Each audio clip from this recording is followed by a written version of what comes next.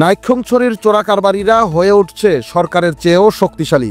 গত এক বছরে চোরাচালান কেন্দ্রিক ৮ খুন, আগ্নেয়াস্ত্রের মজুদ বাড়াচ্ছে চোরাকারবারি মাফিয়ারা। এখনও অধরা চোরাকারবারি সিন্ডিকেট প্রধান নোমান চেয়ারম্যান ওরফে গরু নোমান। বিস্তারিত দেখুন বান্দরবনের নাইক্ষ্যংছড়ি থেকে ফিরে মেহেদী হাসান ও সাকিব বিন ফারুকের করা 5 পর্বের ধারাবাহিক অনুসন্ধানী প্রতিবেদনের দ্বিতীয় পর্বে। বাংলাদেশ মিয়ানমার সীমান্তের বান্দরবনের নাইক্ষ্যংছড়ি অংশটি রীতিমতো হয়ে উঠেছে মাফিয়া স্টেট। চোরাকারবারি মাফিয়াদের স্বার্থবিরোধী কোনো কাজ করলেই এখানে লাশ বানিয়ে দেয়া হয় যে কাউকে। গত এক বছরে চোরাকারবারি মাফিয়াদের গুলিতে নাইক্ষ্যংছড়ি উপজেলার বিভিন্ন সীমান্ত ও পাচারের রোড রামুর গর্জনিয়া এলাকায় অন্তত 8 জন নিহত হয়েছেন, যার মধ্যে নেজাম হত্যাকাণ্ড, বাবা ছেলে হত্যাকাণ্ড, আবু তালেব হত্যাকাণ্ড, কাশেম ও শহীদুল হত্যাকাণ্ড উল্লেখযোগ্য। এসব ঘটনায় গুলিবিদ্ধ হয়ে আহত হয়েছেন অন্তত 15 জন। অগ্রযাত্রার সাম্প্রতিক অনুসন্ধানে জানা গেছে, বাংলাদেশ সরকারকে হাজার কোটি টাকা রাজস্ব ফাঁকি দিয়ে প্রতিনিয়ত প্রকাশ্যেই চোরাচালান অব্যাহত রাখা এই সীমান্তটি বান্দরবনের নাইক্ষ্যংছড়ি উপজেলার অংশ হলেও অগ্রযাত্রার অনুসন্ধানী তথ্য বলছে এখানকার মূল নিয়ন্ত্রণ করেন কক্সবাজারের রামু উপজেলার চোরাকারবারিরা। সবচেয়ে আশ্চর্যের বিষয় হলো, যে যত বড় চোরাকারবারি সে সামাজিক ও রাজনৈতিক পর্যায়ে তত বড় পদবি দখল করে বসে আছেন।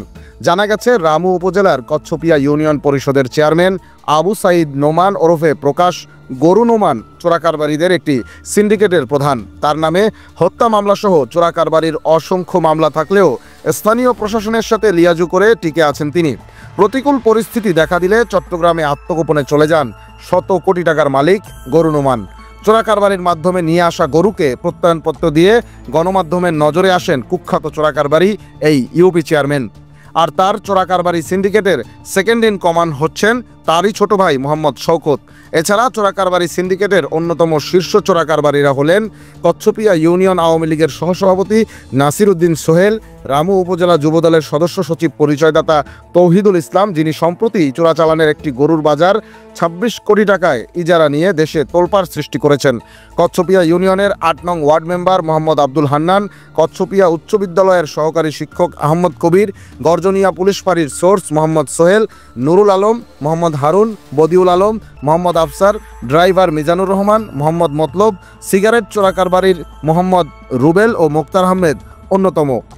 অগ্রযাত্রার হাতে আসা বিভিন্ন ভিডিও ফুটেজ পর্যালোচনা ও সরজমিনে খোঁজ নিয়ে জানা গেছে, বর্তমানে এসব শীর্ষ চোরাকারবারিদের নির্দেশনায় বাংলাদেশ মিয়ানমার সীমান্তের নাইক্ষ্যংছড়ি অংশের দোছড়ি, বাহিরহাট, কালার সাইন্দার পথ, ডুলুরজড়ি, বটবন, বাম হাতির ছড়া, ফুলতলি, ভাল্লুকখাইয়া, চাকঢালা, আষাঢ়তলি নামক এলাকাগুলো দিয়ে অবৈধ গরু, ইয়াবা, স্বর্ণের বার, অস্ত্র, সিগারেট, তেলসহ বিভিন্ন নিত্য প্রয়োজনীয় পণ্য চোরাচালান হয়ে রামুর কচ্ছপিয়া ইউনিয়নের ডাক্তারকাটা, হাজিরপাড়া, তিতারপাড়া, কচ্ছপিয়াপাড়া, গর্জনিয়া ইউনিয়নের মাঝিরকাটা, ক্যাজরবিল, থিমছড়ি, রাজহাট, মনিরজিল, জারুলিয়াছড়ি এবং কাউয়ারখোপ এলাকায় আদান প্রদান হচ্ছে। গত 2 বছর ধরে এই চোরাচালান কর্মকাণ্ড জমজমাট হয়ে উঠলেও সরকারি আইনশৃঙ্খলা রক্ষাকারী সংস্থাগুলোর তৎপরতা তুলনামূলকভাবে জোরদার হয়নি। ওদিকে প্রকাশ্যে চোরাচালানে নেতৃত্ব দিয়েও আবু সাইদ নোমান ওরফে গরু নোমানের মতো শীর্ষ চোরাকারবারিরা ধরাছোঁয়ার বাইরে থেকে যাওয়ায় চোরাকারবারিরা সরকারের লক্ষ লক্ষ কোটি টাকা ফাঁকি দেওয়ার এই মহাযজ্ঞে আরও উৎসাহ পেয়ে গেছেন। জানা গেছে, প্রতিনিয়ত এসব চোরাকারবারিরা আগ্নেয়াস্ত্র মজুদ বাড়িয়ে সন্ত্রাসী বাহিনী গড়ে তুলছে এবং হয়ে উঠছে আরও অপ্রতিরোধ্য। সাম্প্রতিক সময়ে চোরাকারবারের জেরে একের পর এক গুলি ও খুনের ঘটনায় প্রমাণিত হয়েছে বিষয়টি। একই সাথে সীমান্তে এসব প্রকাশ্য চোরাচালান রুখতে সীমান্তরক্ষী বাহিনী বিজিবির বিতর্কিত ভূমিকাও হচ্ছে প্রশ্নবিদ্ধ। বিশিষ্টজনরা বলছেন, সরকার এখনই এসব চোরাকারবারিদের শক্ত হাতে দমন না করতে পারলে দেশের অর্থনীতির পাশাপাশি সার্বভৌমত্ব হুমকির মুখে পড়বে। দর্শক, সীমান্তের অরাজকতা নিয়ে অগ্রযাত্রার ধারাবাহিক অনুসন্ধানী প্রতিবেদনের 3য় পর্বে আমরা তুলে ধরতে যাচ্ছি বাংলাদেশ মিয়ানমার সীমান্তের মূর্তিমান আতঙ্ক, 4.5 ফুট উচ্চতার কুখ্যাত সন্ত্রাসী ও চোরাকারবারি মাফিয়া লেডিস শাহিনের চাঞ্চল্যকর সব তথ্য। আর এই 4.5 ফুট উচ্চতার লেডিস শাহিন কিভাবে খোদ প্রশাসনকে নাকানি চুবানি খাওয়াচ্ছেন তাও থাকবে প্রতিবেদনে। চোখ রাখুন অগ্রযাত্রায়।